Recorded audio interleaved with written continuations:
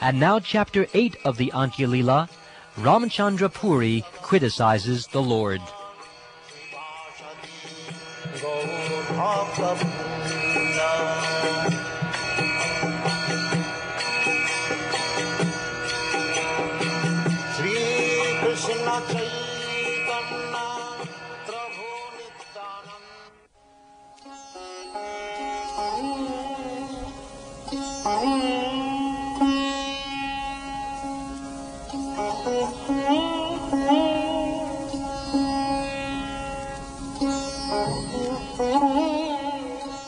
Let me offer my respectful obeisances to Sri Chaitanya Mahaprabhu, who reduced his eating due to fear of the criticism of Ramchandra Puri. All glories to Sri Chaitanya Mahaprabhu, the incarnation of the ocean of mercy. His lotus feet are worshipped by demigods like Lord Brahma and Lord Shiva. All glories to Nityananda Prabhu, the greatest of mendicants, who bound the entire world with a knot of ecstatic love of God. All glories to Advaita Prabhu, the incarnation of the Supreme Personality of Godhead. He induced Krishna to descend and thus delivered the entire world. All glories to all the devotees headed by Srivas Thakur. Sri Krishna Chaitanya Mahaprabhu is their life and soul. Thus Sri Chaitanya Mahaprabhu at Jagannath Puri performed his various pastimes with his own devotees in the waves of love for Krishna.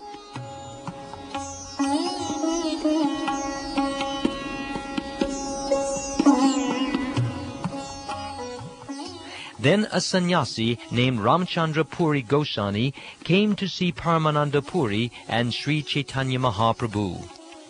Paramananda Puri offered respects at the feet of Ramchandra Puri, and Ramchandra Puri strongly embraced him. Sri Chaitanya Mahaprabhu also offered obeisances unto Ramchandra Puri, who then embraced him and thus remembered Krishna. The three of them talked about Krishna for some time, and then Jagadananda came and extended an invitation to Ramchandra Puri. A large quantity of the remnants of food from Lord Jagannath was brought in for distribution. Ramchandra Puri ate sumptuously, and then he wanted to find faults in Jagadananda Pandit. After finishing the meal, Ramchandra Puri requested, "My dear Jagadananda, please listen. You eat the food that is left." With great eagerness, Ramchandra Puri seated Jagadananda Pandit and personally served him prasad. Encouraging him again and again, Ramchandra Puri fed him sumptuously. But when Jagadananda had washed his hands and mouth, Ramchandra Puri began criticizing him. He said, "I have heard that the followers of Chaitanya Mahaprabhu eat more than necessary. Now I have directly seen that this is true.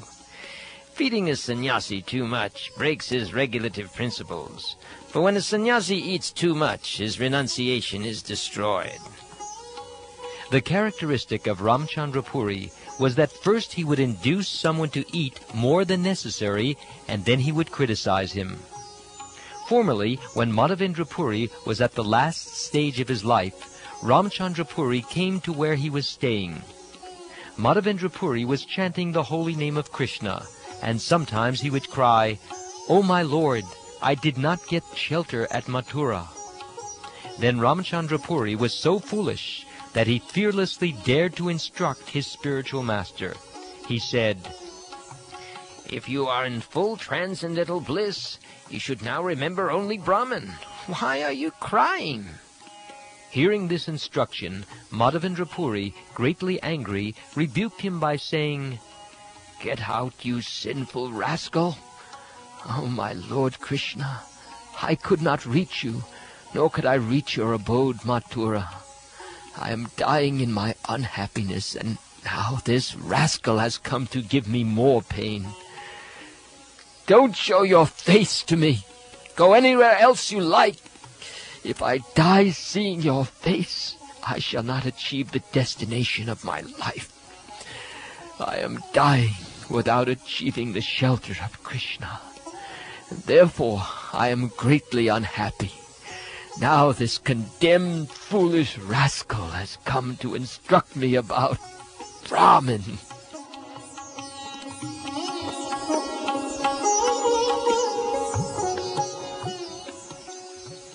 Ramachandra Puri was thus denounced by Madhavendra Puri. Due to his offense, gradually material desire appeared within him. One who is attached to dry speculative knowledge has no relationship with Krishna. His occupation is criticizing Vaishnavas. Thus he is situated in criticism. Ishvara Puri, the spiritual master of Sri Chaitanya Mahaprabhu, performed service to Madhavendra Puri, cleaning up his stool and urine with his own hand. Ishvara Puri was always chanting the holy name and pastimes of Lord Krishna for Madhavendra Puri to hear. In this way, he helped Madhavendra Puri remember the holy name and pastimes of Lord Krishna at the time of death. Pleased with Ishvara Puri, Madhavendra Puri embraced him and gave him the benediction that he would be a great devotee and lover of Krishna. Thus Ishvara Puri became like an ocean of ecstatic love for Krishna, whereas Ramachandra Puri became a dry speculator and critic of everyone else. Ishvara Puri received the blessing of Madhavendra Puri, whereas Ramachandra Puri received a rebuke from him. Therefore, these two persons, Ishvara Puri and Ramachandra Puri, are examples of the objects of a great personality's benediction and punishment. Madhavendra Puri instructed the entire world by presenting these two examples.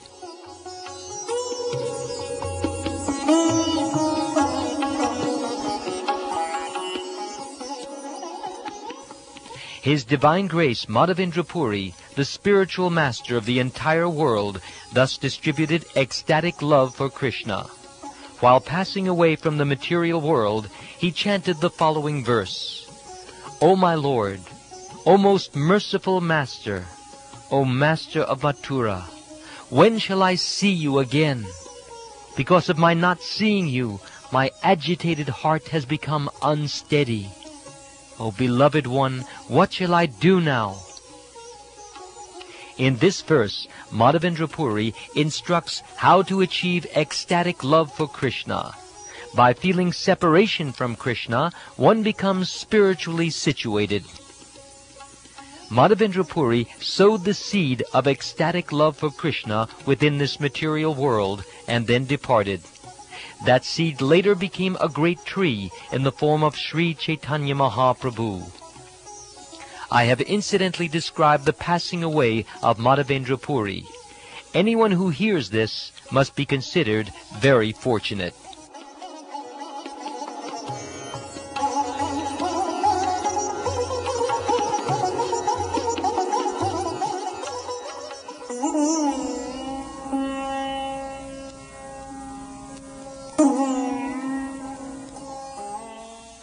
Thus Ramachandra Puri stayed at Jagannath Puri.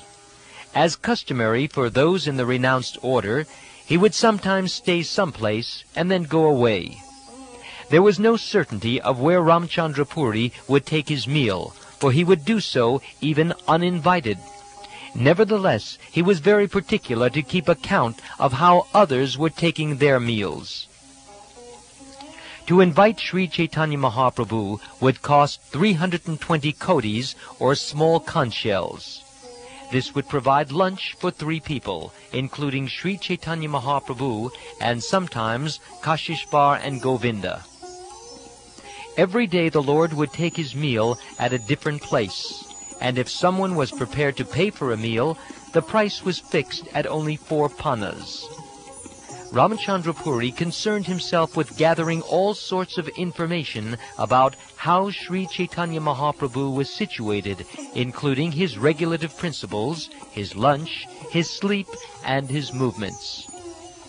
Because Ramachandra Puri was interested only in finding faults, he could not understand the transcendental qualities of Sri Chaitanya Mahaprabhu.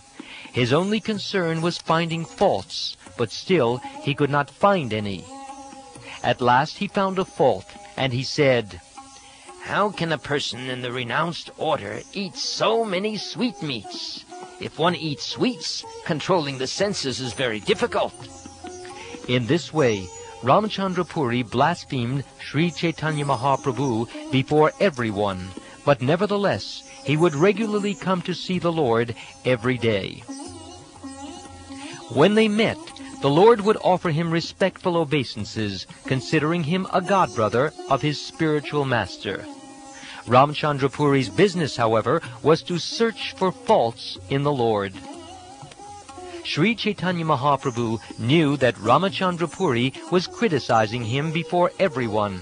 But whenever Ramchandra Puri came to see him, the Lord offered him respects with great attention.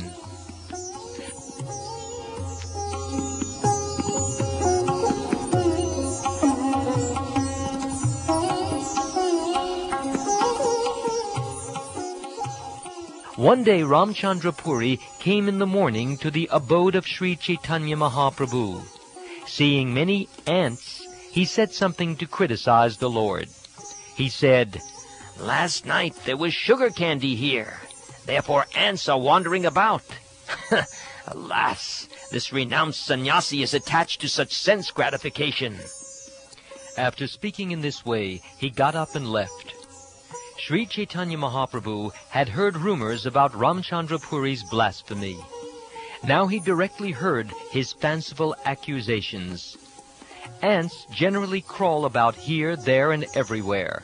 But Ramchandra Puri, looking for imaginary faults, criticized Sri Chaitanya Mahaprabhu by alleging that there had been sweetmeats in his room. After hearing this criticism, Sri Chaitanya Mahaprabhu was doubtful and apprehensive. Therefore he called Govinda and instructed him as follows.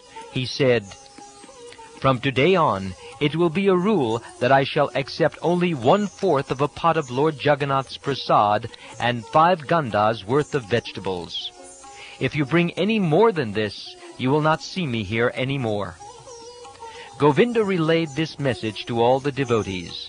When they heard it, they felt as if their heads had been struck by thunderbolts. All the devotees condemned Ramchandra Puri by saying, "This sinful man has come here and taken our lives." That day, a Brahmin extended an invitation to Sri Chaitanya Mahaprabhu. When Govinda accepted only 5 gandas worth of vegetables and 1/4 of a pot of rice, the Brahmin, in great despair, struck his head with his hand and cried, "Alas! Alas!" Sri Chaitanya Mahaprabhu ate only half of the rice and vegetables, and whatever remained was taken by Govinda. Thus both Sri Chaitanya Mahaprabhu and Govinda ate only half the food they needed. Because of this, all the other devotees gave up eating.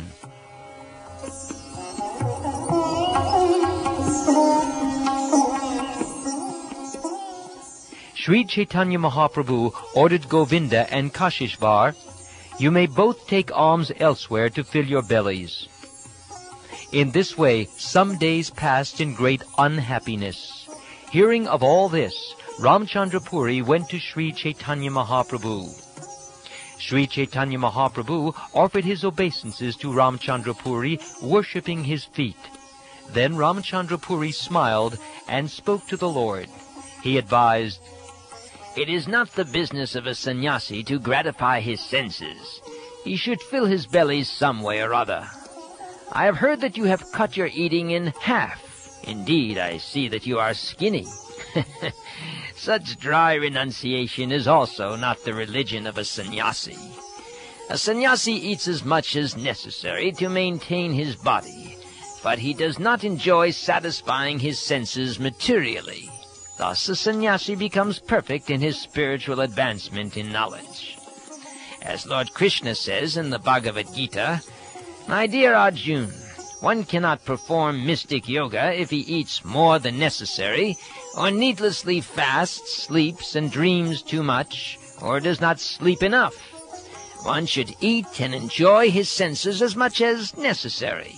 One should properly endeavor to execute his duties, and one should regulate his sleep and wakefulness. Thus one can become freed from material pains by executing mystic yoga." Sri Chaitanya Mahaprabhu then humbly submitted, "I am just like an ignorant boy, and am like your disciple. It is my great fortune that you are instructing me." Hearing this, Ramchandra Puri got up and left. He also heard from various sources that all the devotees of Sri Chaitanya Mahaprabhu were eating half as much as usual. The next day, Paramananda Puri and other devotees approached Sri Chaitanya Mahaprabhu with great humility and submission. Paramananda Puri said, "My godbrother Ramchandra Puri is by nature a bad critic. If you give up eating because of his words, what will be the profit? It is the nature of Ramchandra Puri that first he lets one eat as much as desired, and if one does not eat more than necessary, with great attention he makes him eat more. In this way he induces one to eat more than necessary, and then he directly criticizes him, saying, 'You eat so much. How much money do you have in your treasury?' Also, by inducing sannyasis to eat so much, you spoil their religious principles. Therefore, I can understand that you have no advancement." You see, it is Ramchandra Puri's business to inquire always about how others are eating and conducting their daily affairs. The two kinds of activity rejected in the revealed scriptures constitute his daily affairs. One should see that because of the meeting of material nature and the living entity, the universe is acting uniformly. Thus, one should neither praise nor criticize the characteristics or activities of others. Of the two rules, Ramchandra Puri obeys the first by abandoning praise, but although he knows that the second is more prominent, he neglects it by criticizing others. Between the former rule and the latter rule, the latter is more important. Even where there are hundreds of good qualities, a critic does not consider them. Rather, he attempts by some trick to point out a fault in those attributes. One should not, therefore, follow the principles of Ramchandra Puri. Nevertheless, I have to say something against him because he is making our hearts unhappy. Why have you given up proper eating due to the criticism of Ramchandra Puri? Please accept invitations as before. This is the request of us all." Sri Chaitanya Mahaprabhu replied, "Why are all of you angry at Ramchandra Puri? He is expounding the natural principles of sannyas life. Why are you accusing him? For a sannyasi to indulge in satisfying the tongue is a great offense. The duty of a sannyasi is to eat only as much as needed to keep body and soul together." When they all requested very fervently that Sri Chaitanya Mahaprabhu take a full meal, he still would not do so. Instead, he responded to their request by accepting half as much as usual.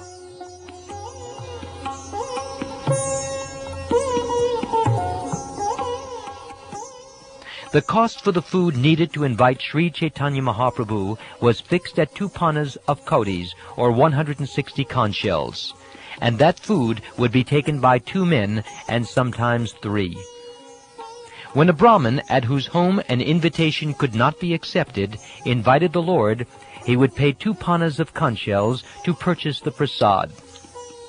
When a Brahmin at whose home an invitation could be accepted invited him, the Brahmin would purchase part of the prasad and cook the rest at home.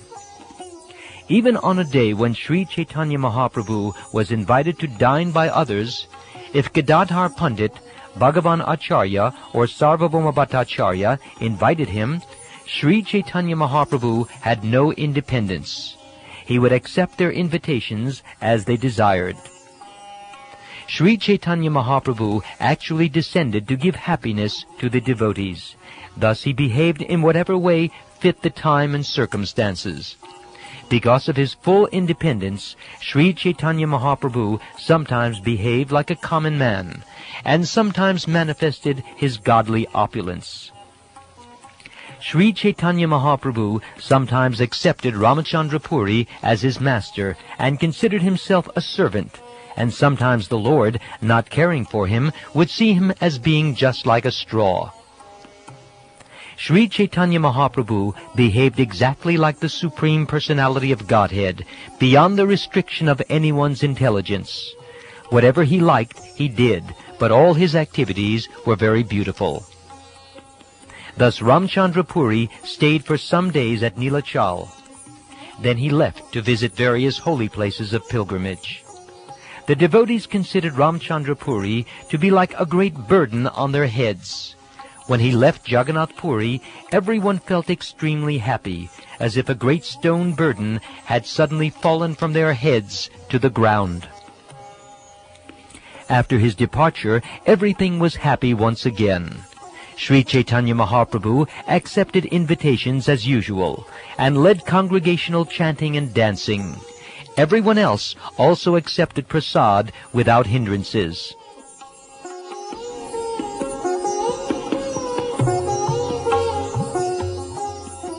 If one's spiritual master rejects him, one becomes so fallen that he, like Ramchandra Puri, commits offenses even to the Supreme Personality of Godhead. Sri Chaitanya Mahaprabhu did not consider the offenses of Ramchandra Puri, for the Lord considered him his spiritual master. However, his character instructed everyone about the result of offending the spiritual master. The character of Sri Chaitanya Mahaprabhu is full of nectar. Hearing about it is pleasing to the ear and mind. I write about the character of Sri Chaitanya Mahaprabhu. O readers, please hear with attention, for thus you will easily receive ecstatic love for the lotus feet of Lord Sri Krishna. Praying at the lotus feet of Sri Rupa and Sri Raghunath, always desiring their mercy, I, Krishnadas, narrate Sri Chaitanya Charitamrita, following in their footsteps.